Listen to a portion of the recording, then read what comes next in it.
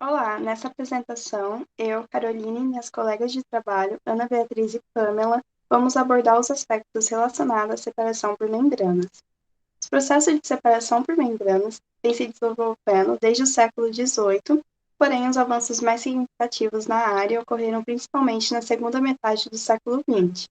A observação do comportamento das membranas celulares com relação à seletividade, especificidade e baixo consumo de energia destas serviu como indício de que um meio de separação que conseguisse reproduzir, se não todas, pelo menos algumas características observadas nas membranas biológicas, seria sem dúvida uma nova e eficiente ferramenta nas etapas de purificação, separação e tratamento dos processos de produção industrial.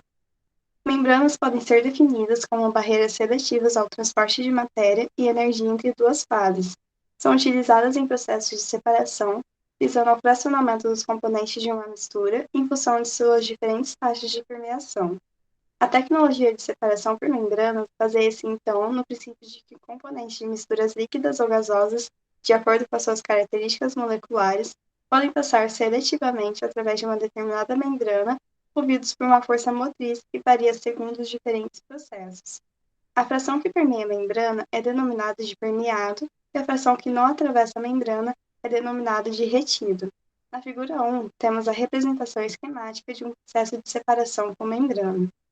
As separações por membrana são classificadas pelo tamanho dos poros e pela força motriz da separação. Essas classificações serão abordadas de forma mais específica mais adiante nessa apresentação. Mas já introduzindo este conceito, essas classificações são microfiltração, ultrafiltração, nanofiltração, troca iônica e osmose reversa. Na figura abaixo estão exemplos de substâncias variantes mostradas em correspondência aproximadas ao tamanho dos poros do método de separação por membrana que pode ser empregado. Os processos de separação por membranas permitem o fracionamento de solutos dissolvidos em correntes líquidas e a separação de misturas gasosas. A maioria desses processos usa o escoamento tangencial, uma particularidade que os distingue da filtração convencional, onde se promove separação de partículas sólidas em suspensão de correntes líquidas ou gasosas em escoamento frontal. A membrana é definida como uma barreira permeável e seletiva que restringe as transferências de massa entre duas fases, como se mostra na figura 3.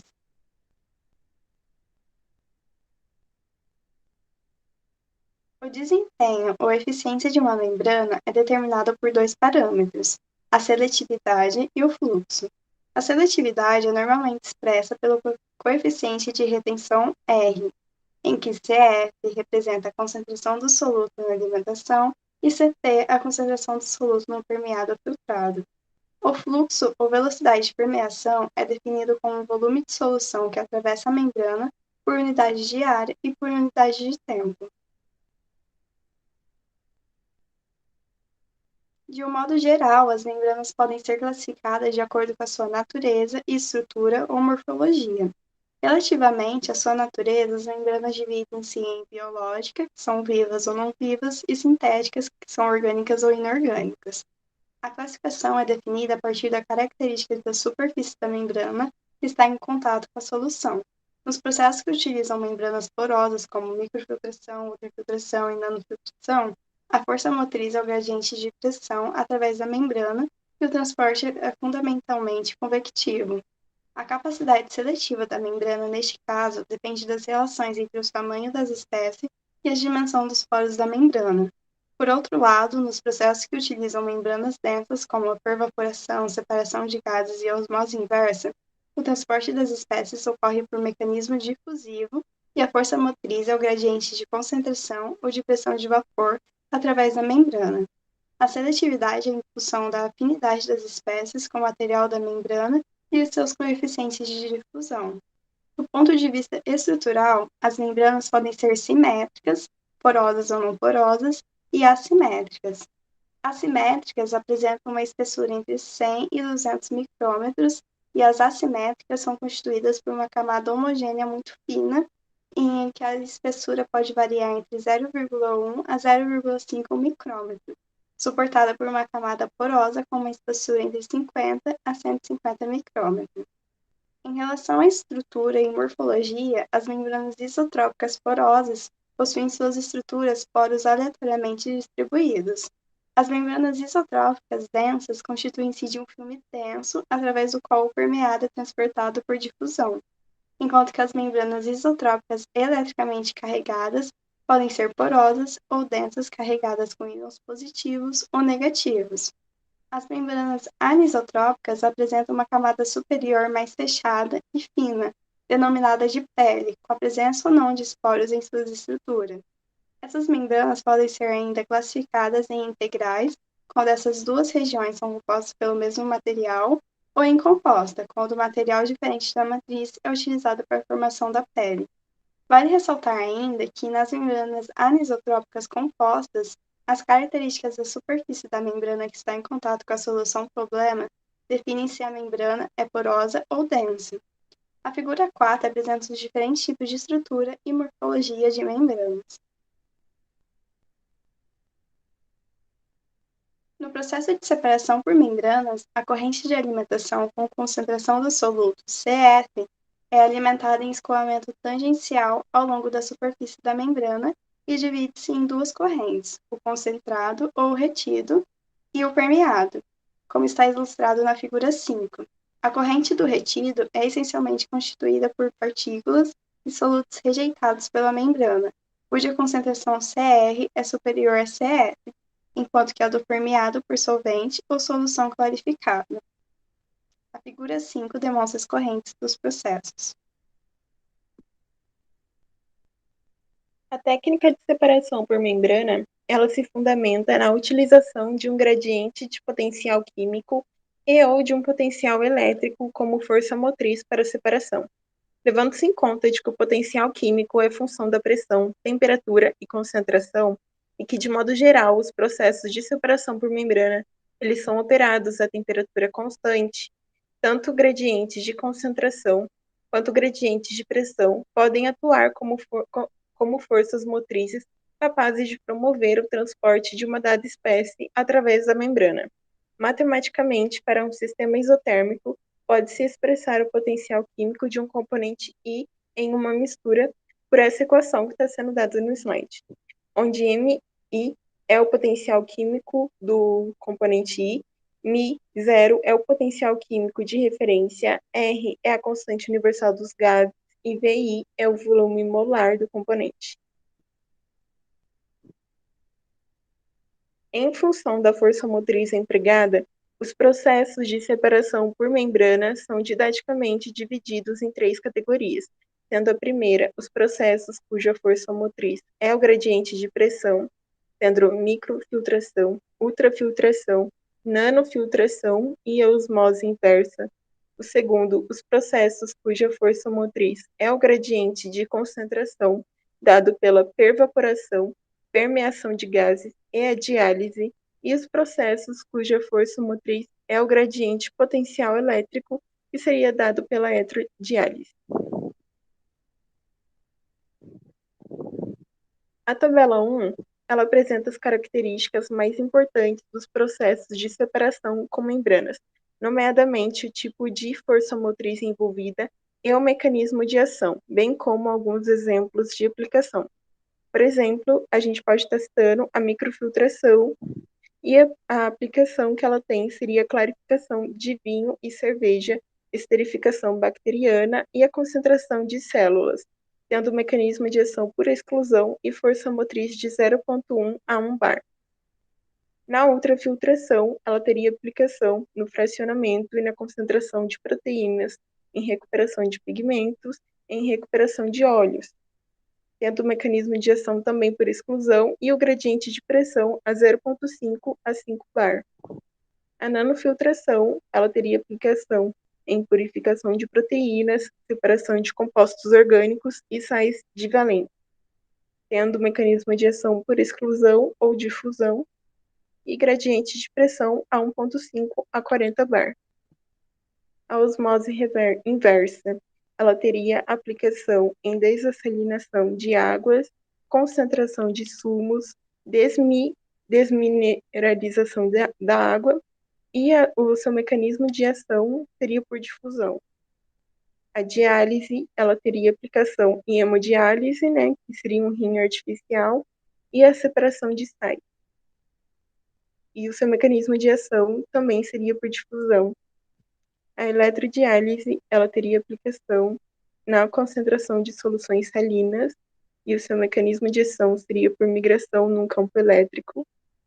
A permeação de gases teria aplicação na recuperação de H2, na separação de CO2 e CH4. E seu mecanismo de ação seria solubilidade e difusão. E por último, a gente teria a pervaporação, tendo aplicação em desidratação de álcoois, remoção de compostos voláteis e separação de misturas azeotrópicas. A figura 6, ela sumariza a gama de aplicação desses processos em função do tamanho de diferentes tipos de partícula.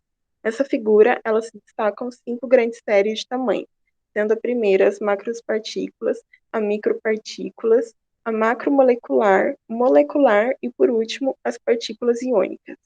A microfiltração ela é adequada para separar partículas como bactérias, glóbulos vermelhos, cujos tamanhos eles variam de 0,05 a 2 nanômetros.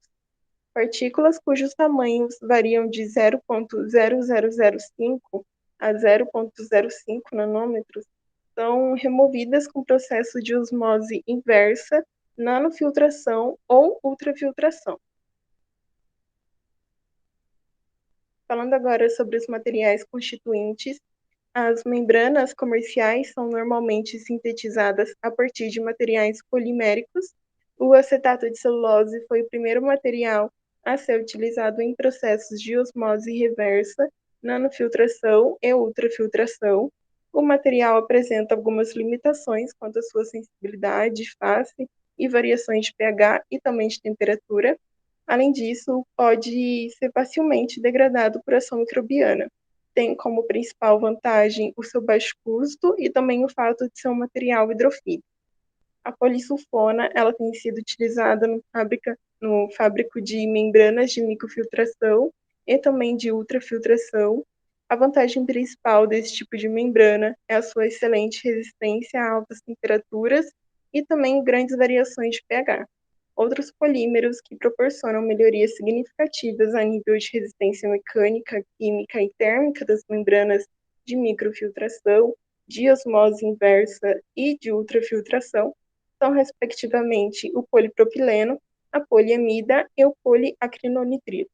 Mais recentemente, tem surgido no mercado membranas baseadas em materiais inorgânicos, dos quais se destacam aqueles preparados a partir de materiais cerâmicos, tais como a alumina, o zircônio, a sílica, a hematite, e essas membranas, elas apresentam maior vida útil e permitem para intervalos alargados de pH e também de temperatura.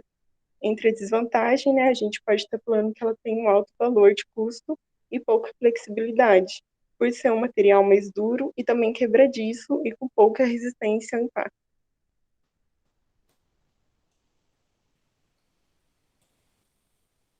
As membranas que são utilizadas, elas estão em diversas configurações e são divididas em dois tipos geométricos, as planas e as cilíndricas. Falando primeiramente das planas, que podem ser classificadas como placas, planas ou quadros, elas formam uma configuração do tipo placa em moldura. Isto é, elas são dispostas paralelamente, como vocês podem ver aqui nessa figura, e são separadas por espaçadores e suportes porosos. Elas apresentam uma densidade de empacotamento, que é uma área superficial de membrana por volume de módulo, que é uma relação A sobre V, baixa, que podem variar entre 100 a 400 metros quadrados por metros cúbicos.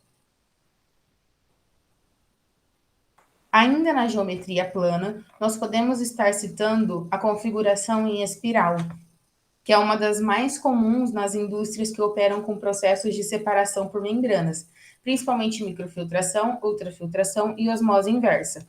Ela é constituída por membranas planas, suporte e espaçadores que são fixados e enrolados ao redor de um tubo coletor central, por onde vai fluir o permeado.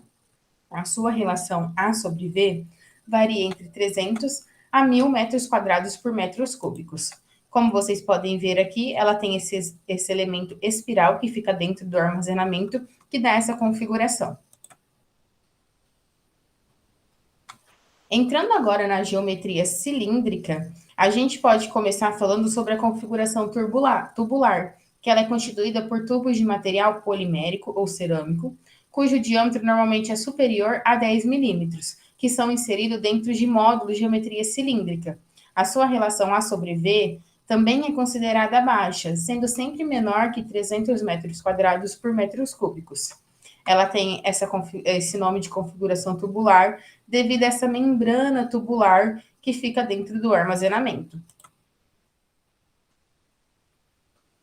E, por último, nós vamos falar sobre a configuração de fibras ocas, que são usadas na forma de cartuchos, contendo centenas de fibras de pequeno diâmetro interno, que varia entre 100 a 500 micrômetros. Essas fibras aqui, ó, que fica dentro desse armazenamento. A grande vantagem dessa configuração é sua elevada densidade de empacotamento, ou seja, a sua relação A sobre V, que podem atingir valores da ordem dos 30.000 metros quadrados por metro cúbicos, e são bastante utilizados em processos de microfiltração e ultrafiltração. Para definir as etapas da avaliação do uso de membranas em equipamentos de separação, elas são escolhidas de acordo com uma sequência que deve ser adotada e padronizada. Primeiro, deve ser feita a caracterização da alimentação e do produto do processo de separação. É um passo de extrema importância, se não o mais importante, pois possibilita conhecer as limitações da separação por membranas frente ao sistema em questão. São diversas as variáveis que devem ser analisadas nessa caracterização. Primeiro, podemos analisar o estado físico e natureza da alimentação, composição da alimentação e do produto, temperatura, pH e pressão, e se há ou não a presença de impurezas. Uma caracterização bem realizada leva a uma indicação mais precisa de como conduzir a separação e atingir o resultado esperado sem grandes surpresas. A caracterização, ela visa conhecer os resultados separados da etapa de separação para identificar possíveis fatores que impeçam um bom funcionamento do equipamento. Determinadas características da corrente de alimentação, a próxima etapa consiste na determinação do processo de separação por membrana, se vai ser osmose reversa, ultrafiltração, separação de gases, pervaporação. Você vai escolher o melhor que se adequa ao processo analisado. Caso nenhum destes se adeque às condições, outros processos devem ser empregados e considerados, como a destilação, filtro manga, lavagem, absorção, entre outros que não serão abordados neste protocolo. Para determinar o processo adequado, a gente tem o auxílio desse fluxograma 1. Observa-se que os principais fatores que estão relacionados à seleção do processo adequado são o estado físico da corrente que se deseja separar e as dimensões dos componentes presentes nessa corrente. E com isso, nós sabemos que tipo de processo de separação vamos utilizar. Lembrando que o estado físico é o aspecto mais importante, pois a separação de sólidos não é aplicável a membranas estruturais. Podemos dar como um exemplo aqui no estado físico gasoso. Você vai fazer a seguinte pergunta: é uma mistura de gases com diâmetros cinéticos distintos? Se sim, eu vou fazer primeiro uma separação de gases. Se não, eu tenho que saber qual é o diâmetro dessa partícula. Se ele não estiver dentro desse controle, ele não é adequado para passar pelo processo de separação por membranas. E se ele estiver dentro desse padrão aqui, é realizada uma microfiltração. A próxima etapa, então, consiste na determinação da configuração a ser utilizada para atender às necessidades da operação. Em outras palavras, a gente vai determinar se a operação será conduzida em batelada alimentada, passagem única, ou então através de um processo contínuo. Para a determinação da configuração, nós vamos utilizar como apoio o fluxograma 2. A gente deve conhecer a mistura que vai ser separada e também qual dos componentes presentes na mistura desperta maior interesse. Um dos pontos principais consiste na região em que o produto de interesse se encontrará após a separação. Também é importante determinar a quantidade de passagens pelo sistema para promover a separação e se tais passagens vão degradar o seu produto de interesse. Vale destacar que pode ser mais vantajoso utilizar um processo contínuo diante de diversos equipamentos de passagem única arranjados em série, embora o arranjo em série seja empregado em situações específicas, especialmente quando o bombeamento é nocivo ao produto. Para decidir entre eles, é necessária uma análise econômica, sendo na maioria das aplicações empregada a operação contínua. Após essa etapa, é necessário fazer uma especificação da membrana, como já foi explicado e citado anteriormente, e após fazer essa especificação, nós vamos para a seleção de módulos. A seleção dos módulos depende de uma série de fatores. Para a operação com vazão normal por convenção, são utilizados módulos de discos em série, uma vez que são os módulos que possuem maior facilidade de operação, dimensionamento, aumento de escala e também por possuírem uma elevada resistência para sustentar a membrana. Contudo, vale ressaltar que apenas para a microfiltração há um número significativo de aplicações que utilizam a vazão normal. A seguir, aqui nessa tabela 2 que vocês estão vendo, nós vamos ver alguns exemplos em processos industriais. Por exemplo, quando a gente tem a aplicação de recuperação de tintas, nós vamos usar um módulo de fibras num sistema contínuo e a única limitação é o custo e o entupimento dessa membrana. O soro do leite, a gente usa o módulo em espiral num sistema contínuo e sua única limitação é o custo. Para biológicos, uma aplicação biológicas, nós podemos usar, por exemplo, a membrana de celulose, o módulo quadro. O que é o módulo quadro? É aquela configuração plana que a gente já comentou. E ele é usado num sistema de batelada com filtração de vazão normal. E sua única limitação é a recuperação do produto. Para tratamento de água, a gente vai usar um módulo de fibra, um sistema contínuo com passagem única, e a única limitação desse processo é o seu custo. E outro exemplo seria o processamento de sucos, que a gente vai usar como módulo os tubos, um sistema de batelada, e sua única limitação é o entupimento e o custo. Por isso que é muito importante ver a viabilidade econômica antes de realizar os processos. Para a operação com vazão tangencial, tem-se à disposição 3 tipos mais comuns de módulo: o módulo plano, o módulo de fibra e o módulo espiral. E para fazer sua seleção, utiliza-se esse fluxograma 3. Como a gente pode observar, para operações com fluxos menores, empregam-se módulos planos por possuírem menor empacotamento, como já foi citado anteriormente. Para operações com alto fluxo, ocorre o contrário. A gente vai empregar um módulo de fibras, porque eles possuem maior empacotamento, evitando que possuam dimensões exageradas. Para fluxos intermediários, é necessário analisar a necessidade de recompressão, uma vez que o módulo em espiral apresenta maior queda de pressão, mas ele também tem um menor custo de aquisição, quando se comparado a um módulo de fibras. Assim, caso a queda de pressão influencie no processo a ponto de haver a necessidade de empregar um compressor após a filtração, nós vamos utilizar o módulo de fibra para eliminar-se tal processo adicional, mesmo que o custo dele de aquisição seja maior. O modo operacional de separação por membranas é baseado em um escoamento tangencial, no qual a solução flui paralelamente à superfície da membrana, enquanto o permeado é transportado em conjunto transversalmente a membranas, como vemos isso na figura que está no slide.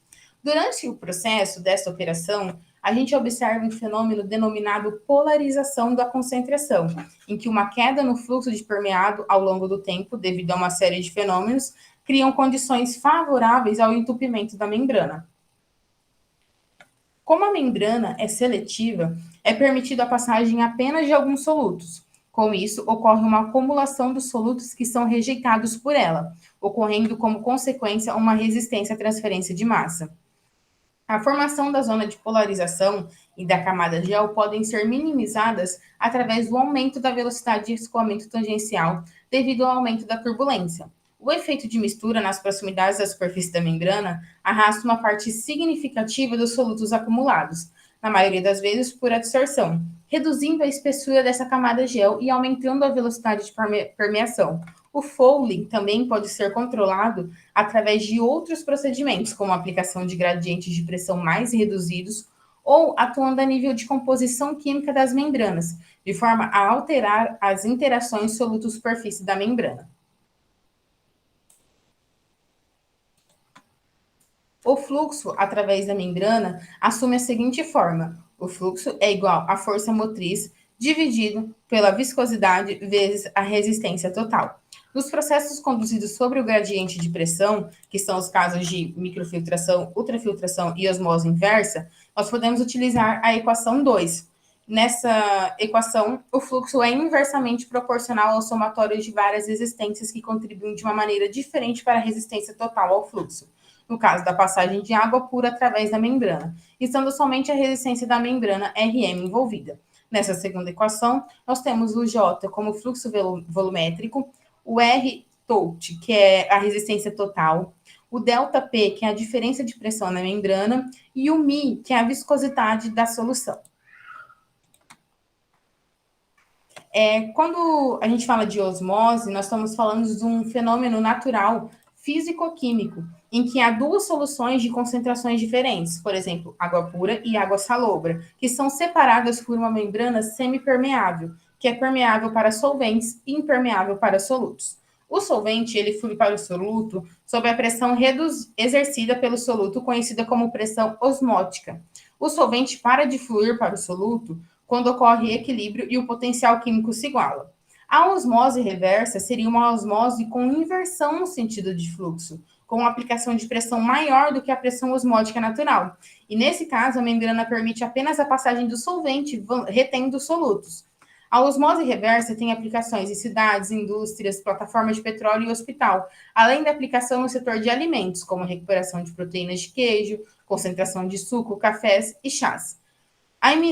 Uma imitação da osmose reversa seria no pré-tratamento, em problemas com incrustações e degradações da membrana, que envolve temperatura, cloro, turbidez, óleos e graxas. O fluxo permeado da pressão externa normalmente é maior que o gradiente de pressão osmótica. No caso, quando se tem o fluxo em direção ao lado da membrana, em contato com a solução mais concentrada, não ocorre a pressão da coluna, ou seja, aqui temos uma pressão osmótica da solução, promovendo a igualdade dos potenciais químicos nos dois lados da membrana, como vemos na figura abaixo. Quando se aplica uma pressão externa maior do que a pressão interna ao lado mais concentrado, o fluxo do solvente é invertido e o fenômeno do fluxo solvente através da membrana semipermeável passa a ser, então, a osmose reversa. Para quem se interessou mais pelo assunto e gostaria de pesquisar melhor, aqui a gente tem um pouco das nossas referências. E é isso, pessoal. Muito obrigada pela atenção. Qualquer dúvida, a gente está à disposição.